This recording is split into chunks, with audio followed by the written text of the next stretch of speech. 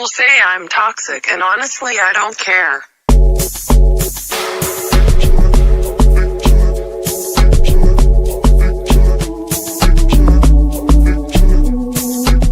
October Red is sponsored by SA Security.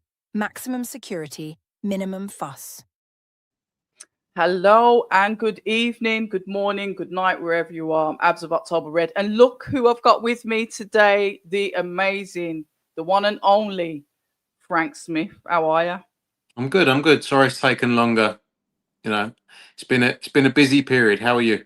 All right, yeah. I still see that you're in New York for some insane reason. I thought that you got the plane back to the UK and this was going to be a UK shout, but we can see the scenes behind you. So fair play to you for doing that.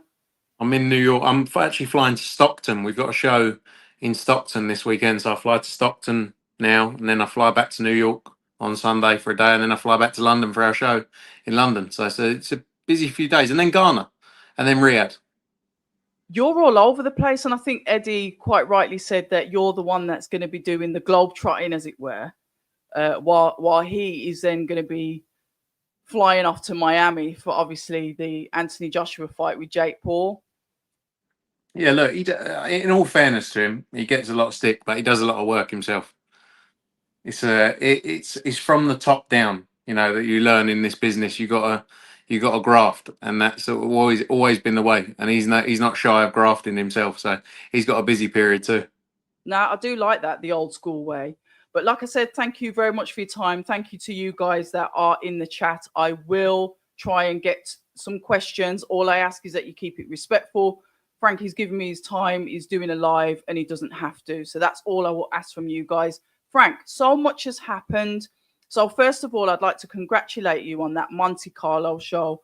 What a brilliant show it was. And I'm not just saying that because everyone else says it was brilliant. I'm saying that because I enjoyed all the fights, even the initial one with Sean McComb on it as well. So all the fights, all the way through.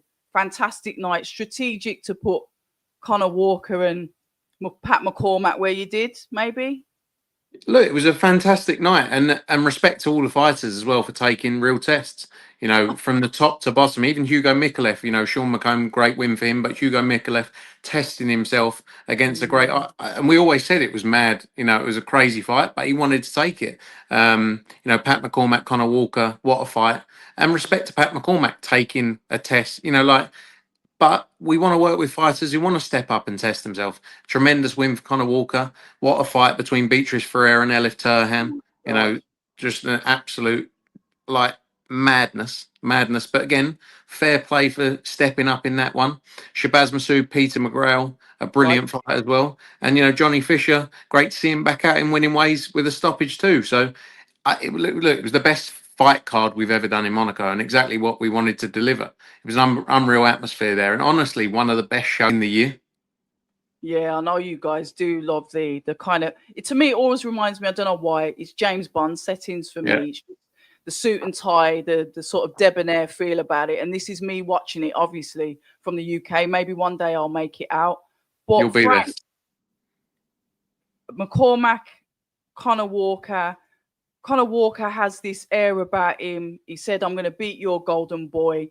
And that's exactly what he did. He ended up beating him literally out of the ring. What a performance from the horrifically underrated Conor Walker. I mean, look at the odds. The odds were disgraceful towards him. They were insultive. And look what he's gone and done. Yeah, look, Conor Walker time and time again has written off, ripped up the script, hasn't he? But it was a proper fight from both of them, and it went down to the wire. Went down to the wire, and Conor, showed in there he wasn't going to be beat. He got that second wind. And Pat McCormack gave it everything in there. Gave it everything, and they're the fights we want to see. And we shouldn't write off fighters on losses. No. It should be respect for testing yourself, going in there. And Conor's going to go on to some massive fights now. He's set himself up and put himself in a position to get massive fights. And I'm so happy for him as well, because he's a nice bloke. Yeah. He said, Eddie said about speaking to him in fight week. And when he got to Monaco, he was like, I can't quite believe it. But he's done it for himself. He's done that. He's delivered that. And it's nice to see nice people do well, you know. But it's always difficult when you promote both fighters, Yeah. um, because our job is to deliver the best possible opportunities for the fighters we represent. And for both of those guys, it was the right fight, you know. And Pat will be back stronger as well. 100% Pat will be back stronger. But yeah, what a win for Connor. And he goes on to huge fights from here. Yeah, definitely. Obviously, we had Johnny Fisher's return as well, and that's something that I did want to ask you about, because at points, like even in the beginning of the fight, Frank, it was awkward to watch because I thought, oh my God, is he going to end up going over? Obviously, the first round was shaky ground, so to speak, and it was uncomfortable to watch. A last minute replacement. He has got so I can literally feel the weight on Johnny Fisher's back. Mm. It's like, I need to prove myself. He went out there like a bat out of hell. I'm thinking, what has he been learning in the gym? Because it took him ages to settle in and almost risked it all once again, Frank. Yeah, look, I think we don't always understand the pressure people are under, especially coming off the back of that Dave Allen fight, Yeah, and as well when you have a bit more of a profile like Johnny does, yeah, there's even more pressure on you, you know. And I think I think the first round it was probably a bit unsteady, like the nerves as well, everything fair coming enough. on top. And it's gonna you need to rebuild him in the right manner and in the right fights. It was, as you say, a late replacement. I don't think he'd sparred much. He got a cut in camp, Okay. which they posted about. But look, there's no excuses from him. It's all part and parcel of it. And I think would have shaken off a lot of, I don't know whether it's doubt or, but you need to build that confidence back up. And that's what that fight would have done. And excited about what the future holds with Johnny Fisher. But like I say, when you've got that profile like he has and the family have, there's a Yep. lot more pressure on him because everyone's tuning in and that everyone's got an opinion. And of course, everyone rightly can have their opinion, but you're still talking about an individual, like all of us. If any of us are looking at stuff, he's feeling all of that pressure. And he's going to rebuild and looking forward to what the future holds and continued improvements with Tony Sims as well. Yeah. Elif versus Beatrice. I was absolutely. I said, I did a live about it after, and I was just in complete shock. It's like Elif just went in there. When you hate someone and you just want to batter them. There was no boxing. I didn't see boxing from Elif at all. Beatrice tried to get her shots off, but it's like Elif knew her from school, hated her for about 10 years, and has finally caught up with her and just went in there and gave her a pasting. That's what it looked like. I That, mean, seem, that seems like the energy in all of her fights. Just go out. Every fight I've seen. yeah, You don't really see it, especially in female boxing. You don't see those stoppages like that. You no, you know, don't. um, and again, but with Bia, you have to respect her taking the challenge because she could have quite easily just taken a fight against, a name that a lot of people wouldn't have heard of, that maybe wouldn't have tested her, but she wants to test herself in this sport. But yeah, tremendous win for Elif Turhan. I don't think a lot of people are going to be calling out the name to go up against her for that belt. I definitely don't think there will be. And one of the names that I was thinking of, obviously, because of Beatrice, was Caroline Dubois. And as we know, she's jumped ship as well. Another one that's jumped ship from Boxer and assigned with MVP. I know you've done Katie Taylor and Amanda Serrano, so it's not like you haven't worked with MVP. There isn't an issue with you working with them. But obviously, Caroline goes into her debut fight with MVP on Anthony Joshua's undercard. Fight, like I said, the Beatrice fight was one that we always spoke about, and obviously there's Elif now that's just Ready to go. We've made loads of fights with MVP. I mean, obviously AJ's fighting Jake Paul on an MVP show, so it's easily done. Elif Turhan, what a fight that would be. I think it would be a crazy fight, and I can't sit here and write Elif off, not with that style, because she literally took all the boxing away from Beatrice or made Beatrice fight her fight. Beatrice just couldn't box or chose not to because she wanted to fight as well. Absolutely insane matchmaking. So shout out to you guys. What do you think then of Caroline making the decision? And the reason why I'm piggybacking off that is because Eddie's sort of alluded to the fact that, yeah, that's not the only one. And we'll be making announcements soon about another one that's coming over to us. What can you say about that, Frank? Uh, Fighters need to make decisions that are right for their career. And you look at the fight, look at what Ben Whittaker's done, the move he's made. And I'm buzzing off the back of that move. Obviously excited with the journey started on November 29th.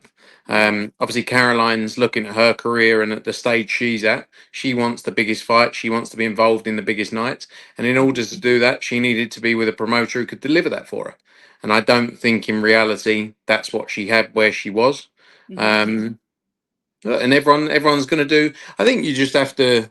They kind of have to, from a boxer perspective, adjust their view of where their position is in the sport.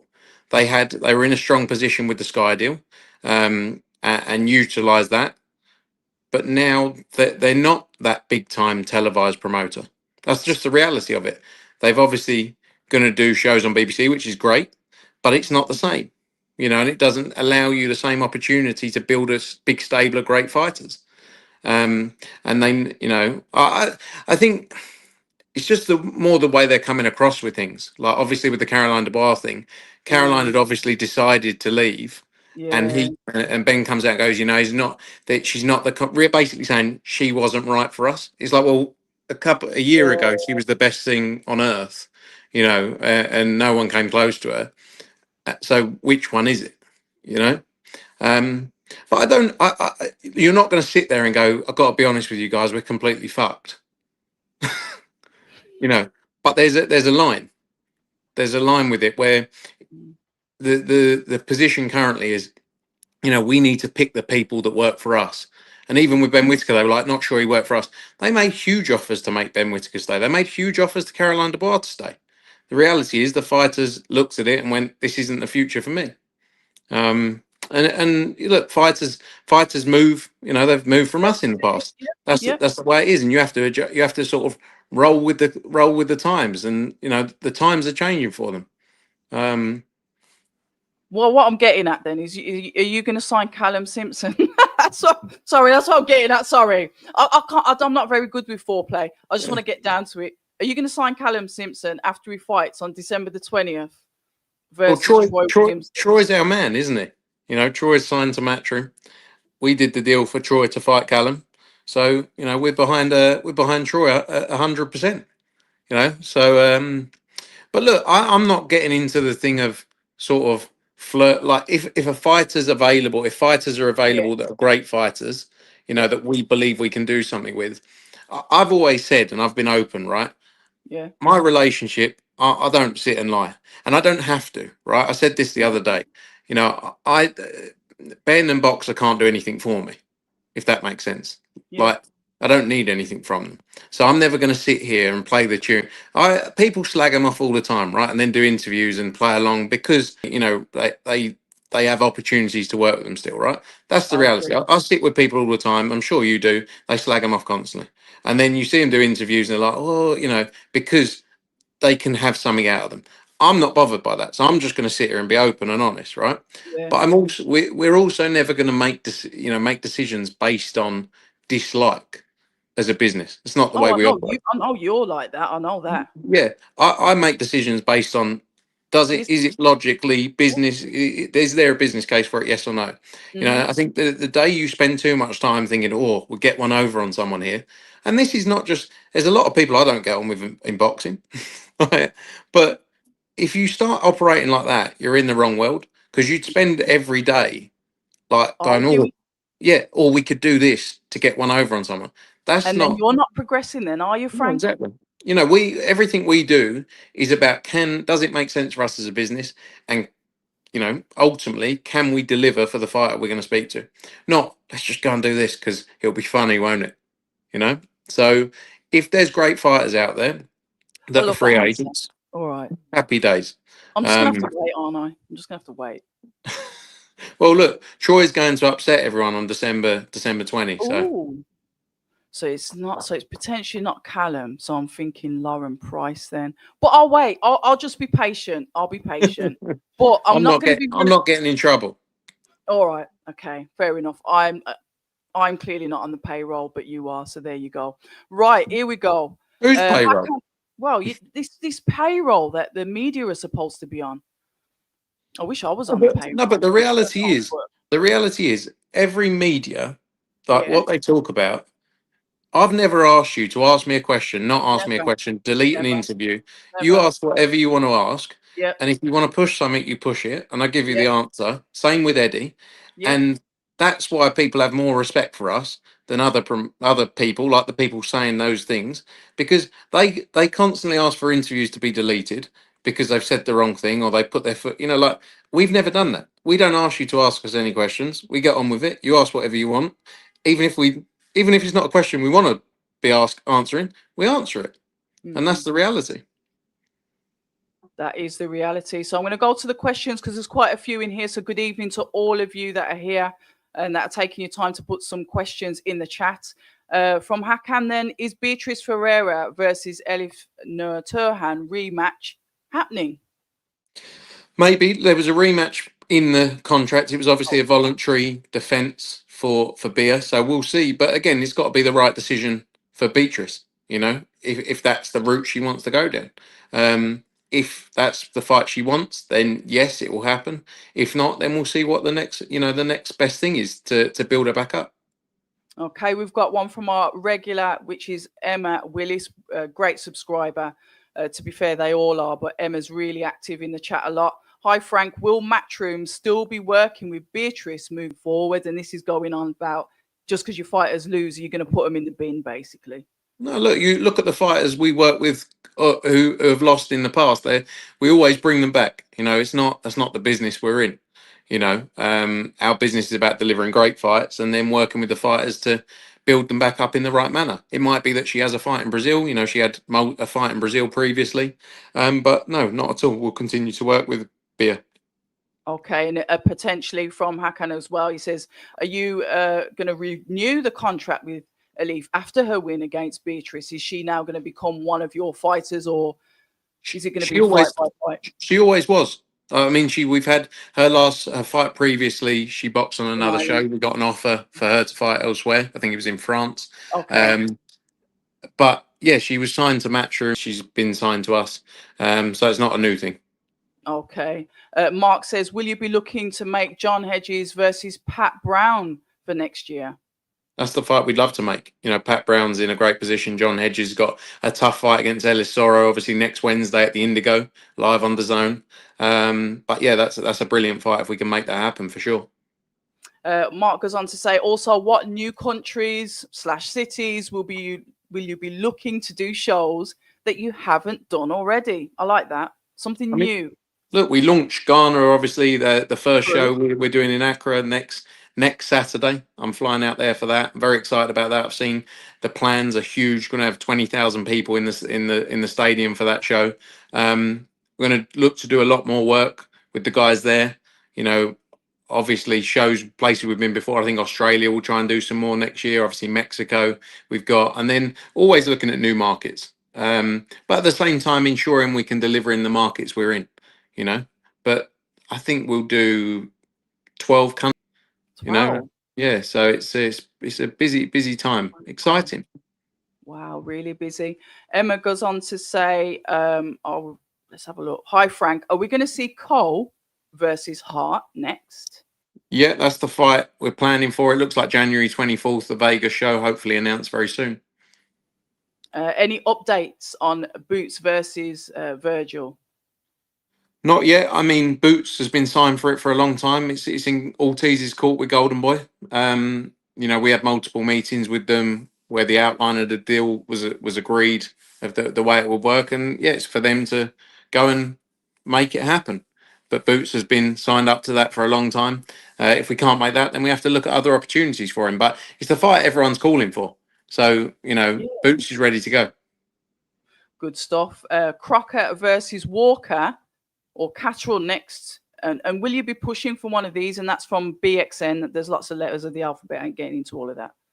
Yeah, for sure. Look, when you represent multiple fighters, a bit like the card we did in Monaco, you've got to deliver what is the best opportunity and the best money, etc., for all of those fighters. So you have to look at it from all of their angles, just like we did on that show. Where we matched up multiple Matchroom fighters, and that's Yeah. what we'll do here.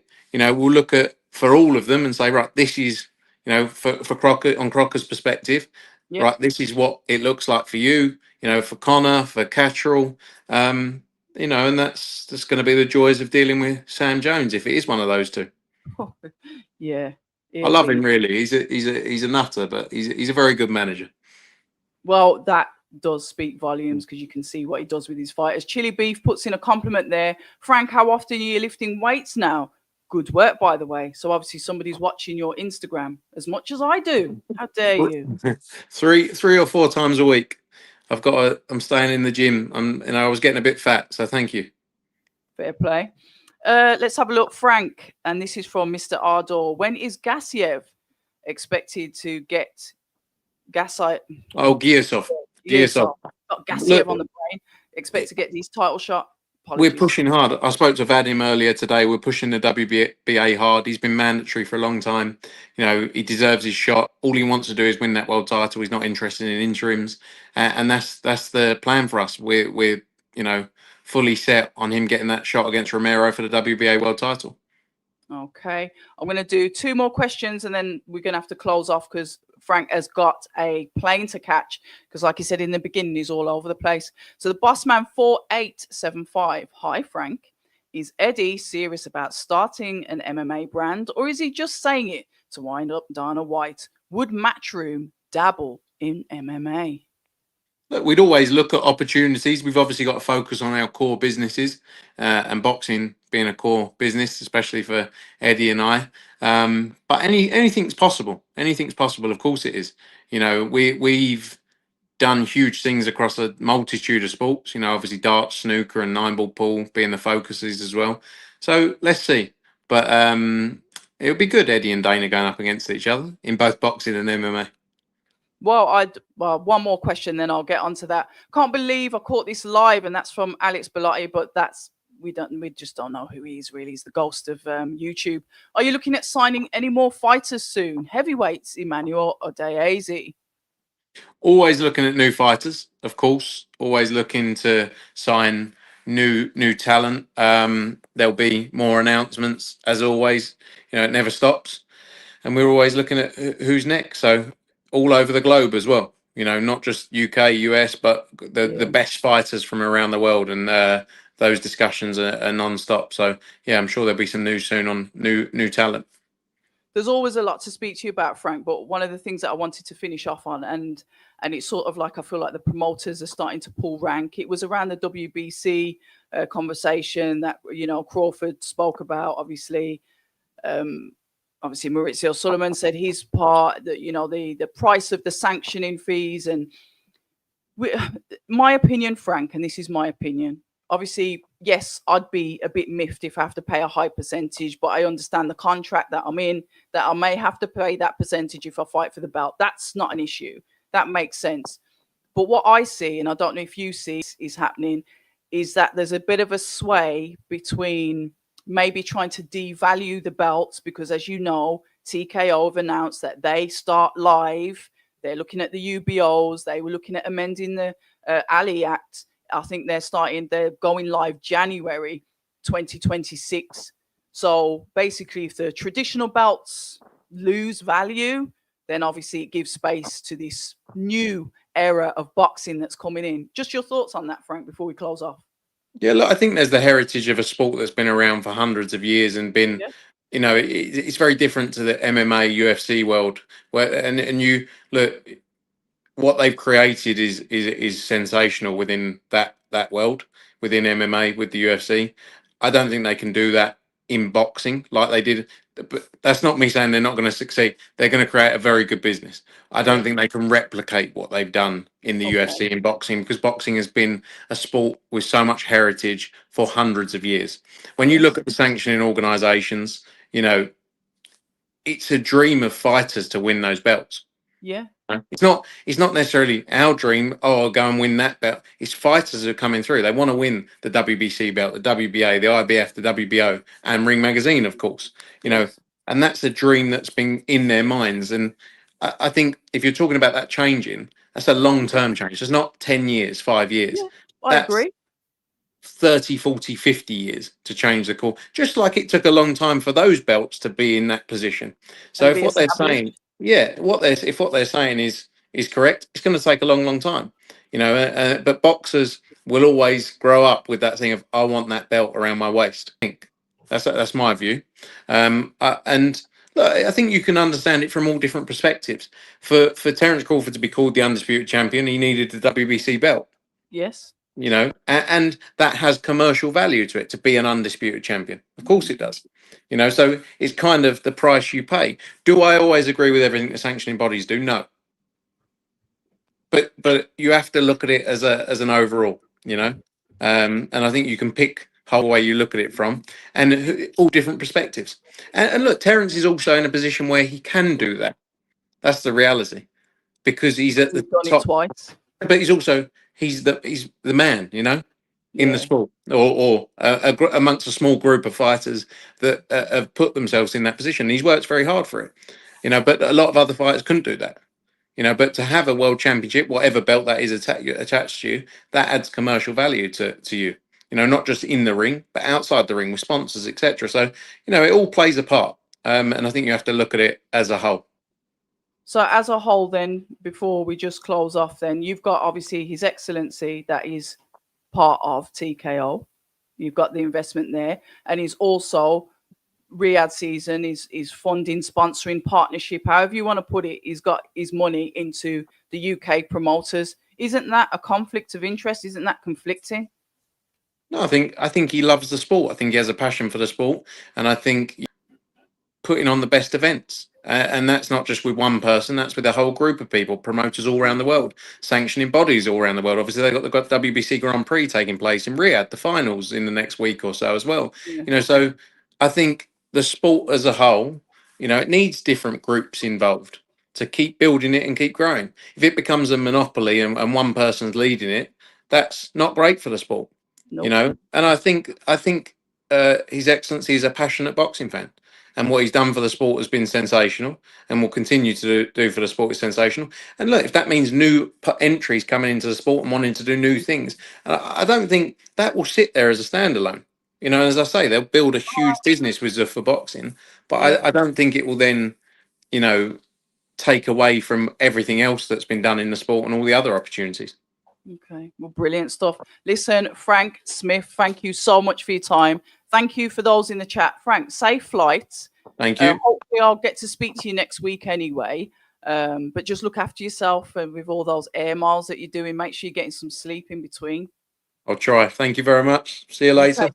Good night. See you later. Bye-bye. Thank you. Bye. Bye. People say I'm toxic, and honestly, I don't care.